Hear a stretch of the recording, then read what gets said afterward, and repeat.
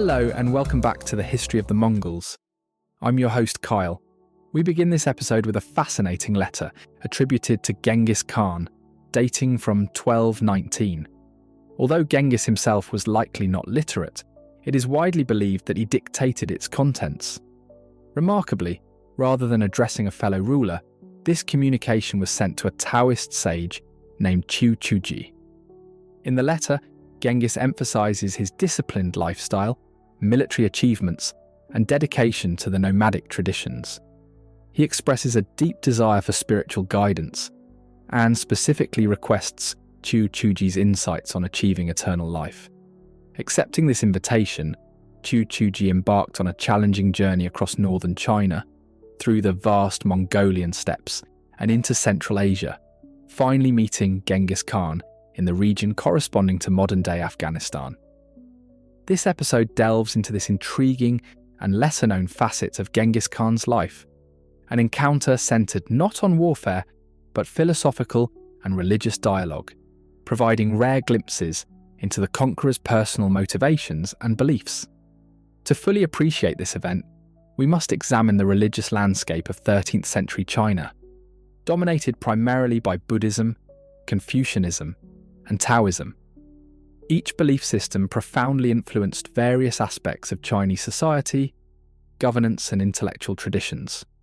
Unlike the more centralized religious frameworks prevalent in medieval Europe, these Chinese religions comprised numerous sects and localized practices.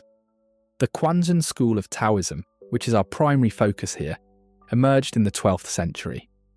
It integrated Taoist doctrine with elements of Buddhism and Confucianism.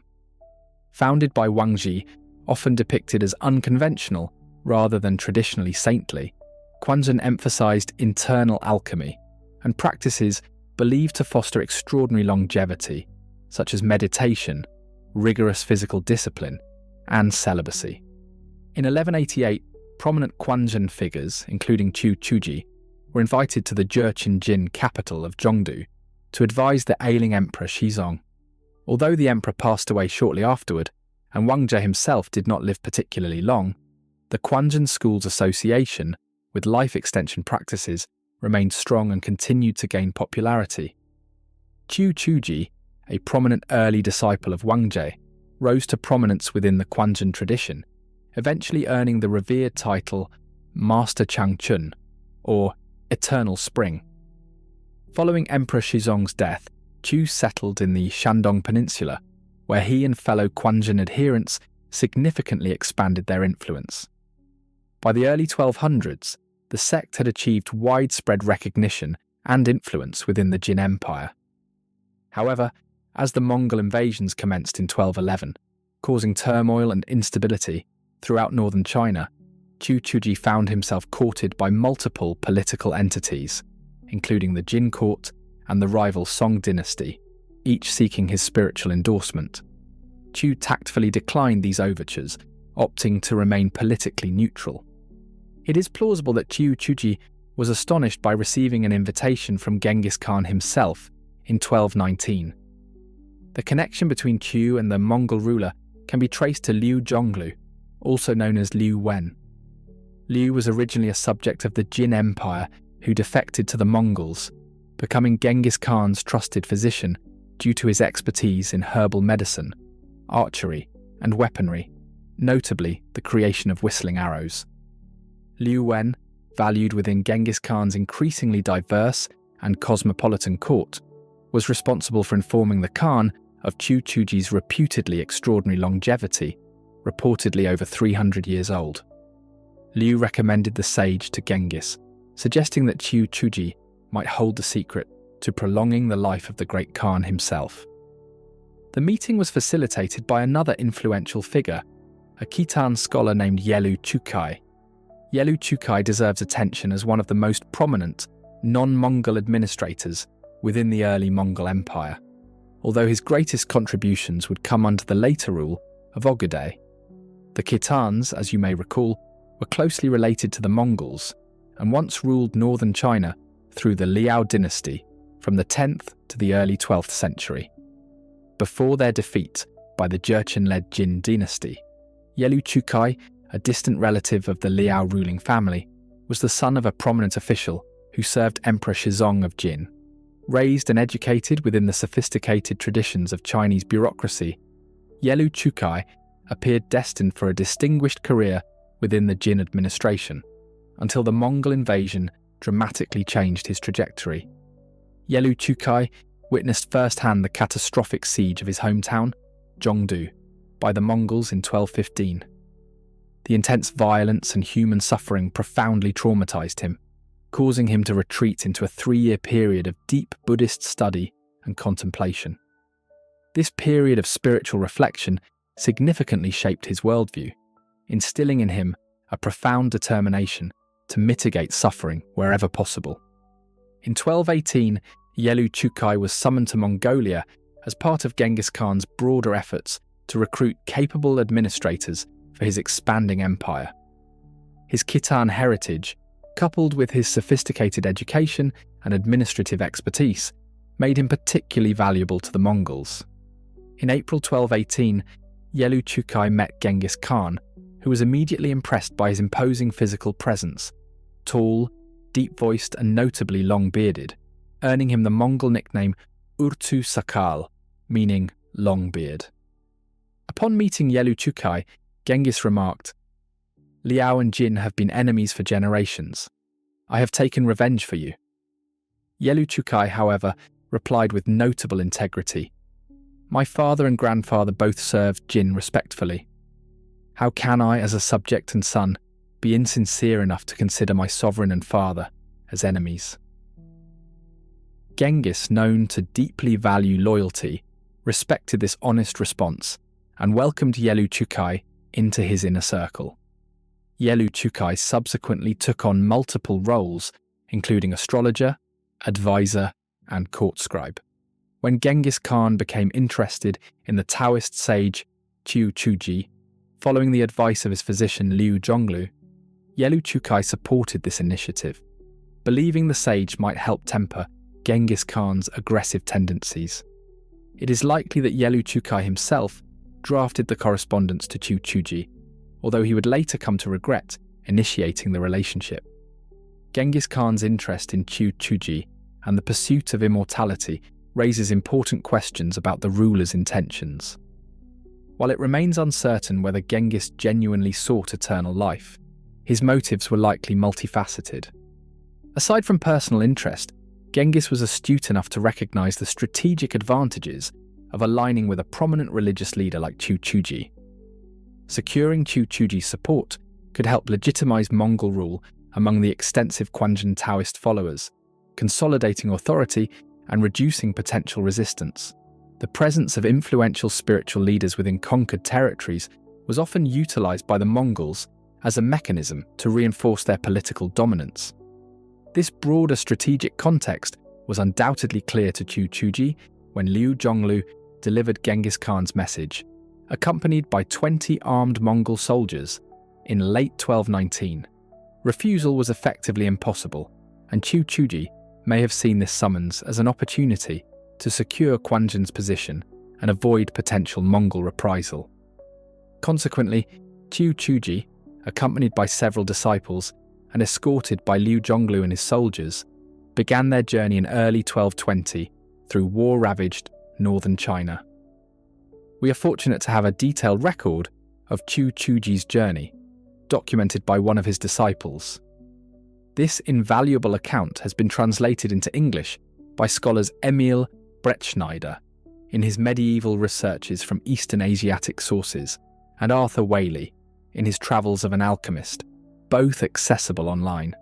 In April 1220, Qiu Chuji's party arrived at the ruins of Zhongdu, now renamed Yen, receiving a jubilant reception from the local populace. Unfortunately, they learned Genghis Khan had already set out on his ambitious campaign against the Khwarezmian Empire, reaching as far as Samarkand. Understandably reluctant to travel to Central Asia, Qiu Chuji attempted to stall. However, Liu Zhonglu insisted they continue. Qiu Chuji's next delay involved objections to travelling with a group of young girls collected by Liu Zhonglu to present to Genghis Khan, citing concerns related to religious purity and celibacy. Qiu Chuji refused to travel in their company, and a perhaps flustered Liu Zhonglu sent a messenger to Genghis to inform him, leading to several months spent near Yen, awaiting a response. Eventually, in the winter of 1220, messengers arrived from Temujin, Genghis Khan's youngest brother, who expressed interest in meeting and hearing the sage's teachings. In February 1221, the party departed once again, having received responses from the Great Khan, including a specific reminder to Liu Zhonglu to take exceptional care of Master Qiu Chuji. Before leaving, Qiu Chuji is reported to have assured his followers in Yen that he would return in 3 years' time. Their route took them northward, passing through fortifications breached by the Mongols during their 1211 campaign. As they crossed Yehuling, the site of the brutal Battle of the Badger's Mouth Pass, the travellers observed remnants of human bones scattered across the battlefield, still evident a decade later.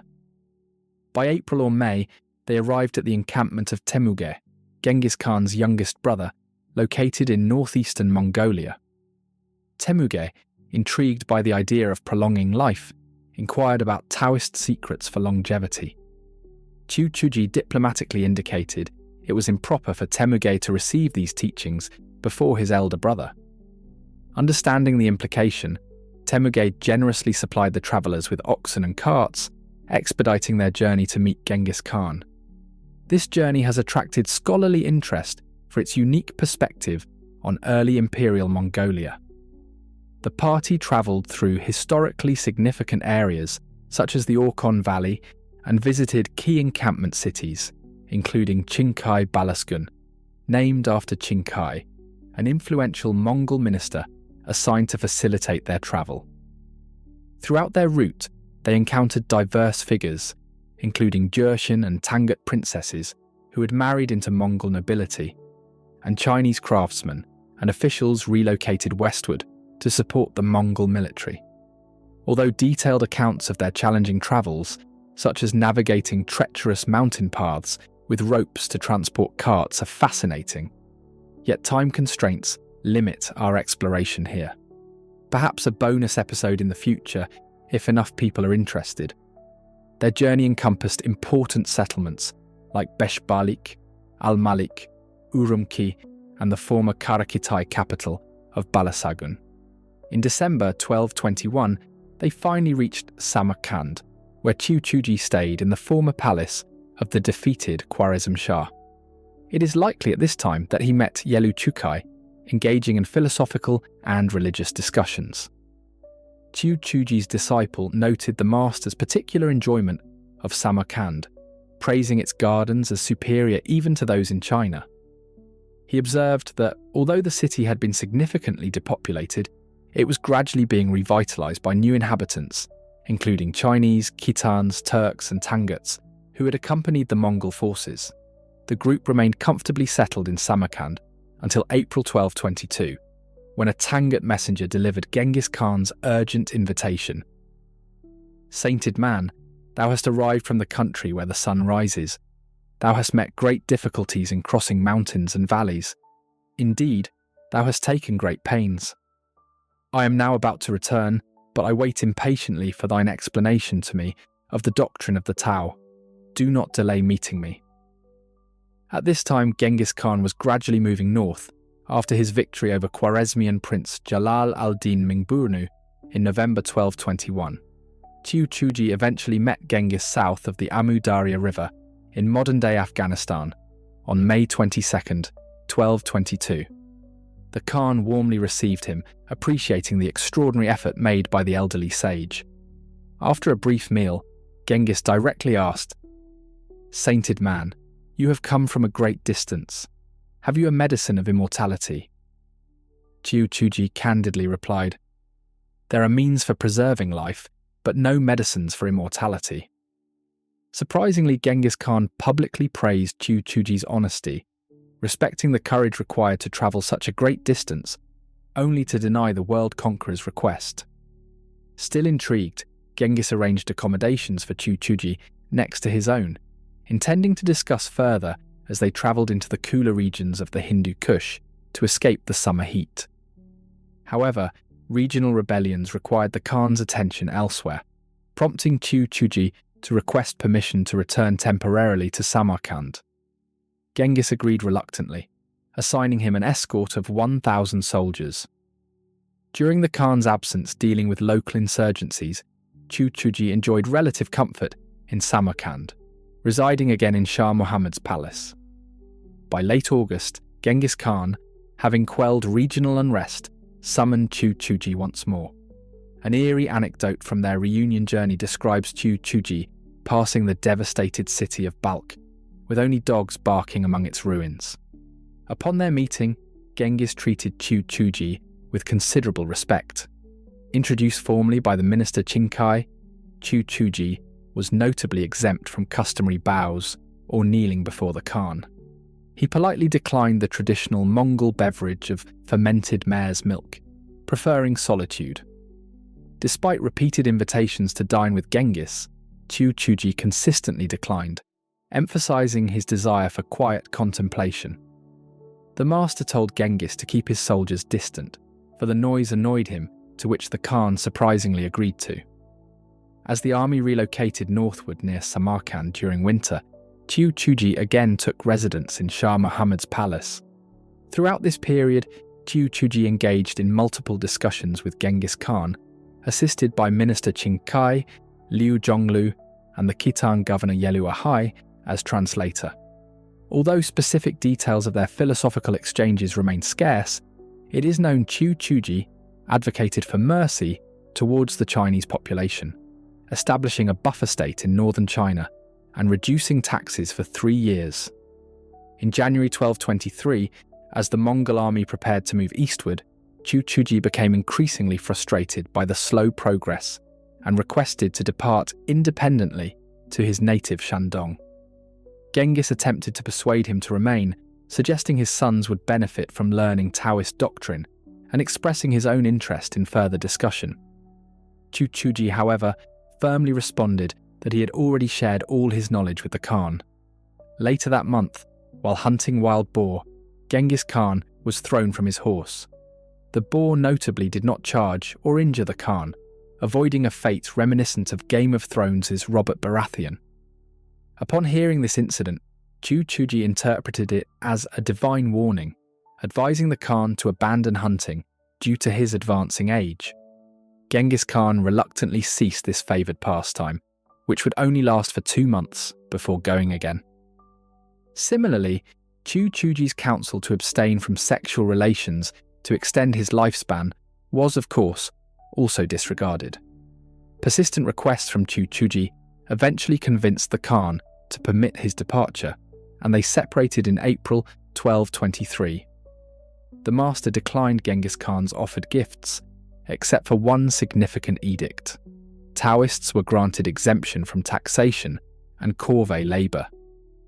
Qiu Chuji returned to Yen, modern-day Beijing, in early 1224, within the 3-year timeframe he had predicted.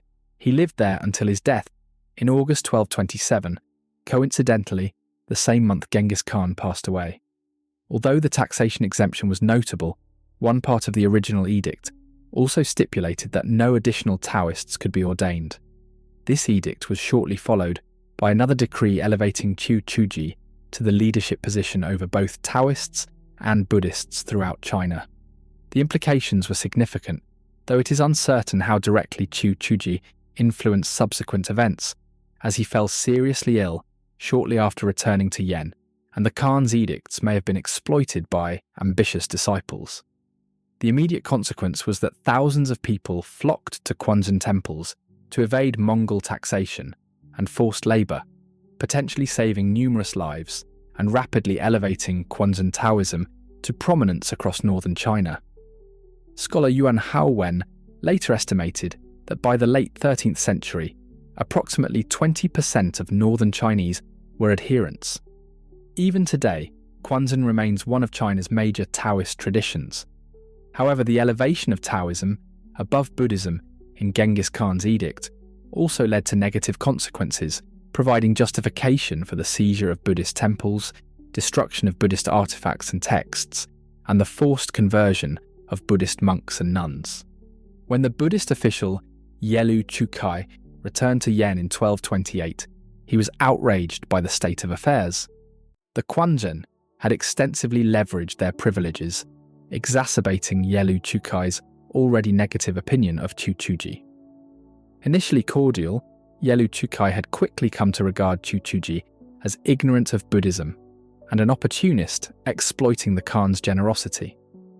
In 1229, Yelu Chucai authored a critical treatise against Qiu Chuji, holding himself partly responsible for having encouraged their meeting.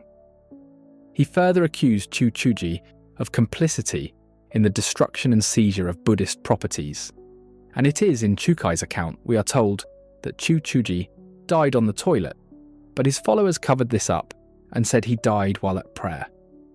Despite Yelu Chucai's account providing a valuable counterpoint to more favourable narratives, his writings remain relatively obscure, leaving Qiu Chuji's reputation largely intact as a protector of the Chinese populace. The tensions between Quanzhen Taoists and Buddhists continued through the reign of Genghis's grandson, Kublai Khan, who significantly curtailed Quanzhen privileges, mandating the return of seized Buddhist temples. Regarding Genghis Khan's personal opinion of Qiu Chuji, it appears he enjoyed the Taoist master's company and likely respected his efforts to journey to his court.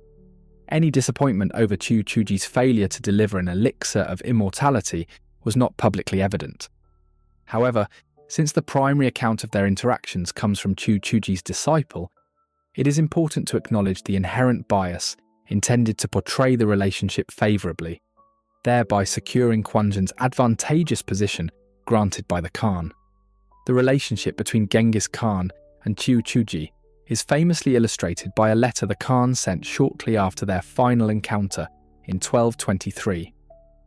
"You left me and set out on your travels in the spring, and were still on the road during the great heats of the summer. I hope you suffered no inconvenience, and were well supplied with post horses. I hope that you were always provided with plenty to eat and drink, and were never stinted. I hope the officials at Schwanz and elsewhere treated you properly. I hope that the common people came to hear you. Are you well and in good spirits? Here I am always thinking about you, O holy immortal. I have never forgotten you. Do not forget me." At face value, the tone of this letter seems unusually affectionate, almost sentimental, raising questions about its authenticity or underlying intentions. Two important factors provide context. Firstly, the letter is written in extremely basic and repetitive Chinese, devoid of the literary refinement common in official correspondence. This simplicity might indicate that Genghis Khan himself dictated it directly in Chinese, a language he would have had exposure to for more than a decade through his entourage. This linguistic limitation could explain its direct and somewhat emotional tone. Secondly, Genghis Khan would have been keenly aware of Qiu Chuji's widespread popularity in northern China. By securing Qiu Chuji's support, he could influence the local population toward acceptance of Mongol rule and gain their spiritual endorsement. Thus, phrases expressing concern about the common people attending Qiu Chuji's teachings could reflect a calculated political strategy. The final statement, "I have never forgotten you, do not forget me," might even imply a veiled threat. Should Qiu Chuji align himself against Mongol interests, repercussions would surely follow. Shortly after Qiu Chuji's departure, Genghis Khan received troubling news of his general Mukhali's death in China and learned that Tangut forces had abandoned their allegiance and begun peace negotiations with the Jin dynasty. With these challenges unfolding, make sure to join us next week as we follow the elderly Genghis Khan as he prepares to embark on what would become his final military campaign. I hope you have enjoyed this episode of the History of the Mongols. If you could please take a moment of your time to like the video, subscribe and leave a comment for me, as it helps to get this series out to a broader audience. Thank you and see you all next time.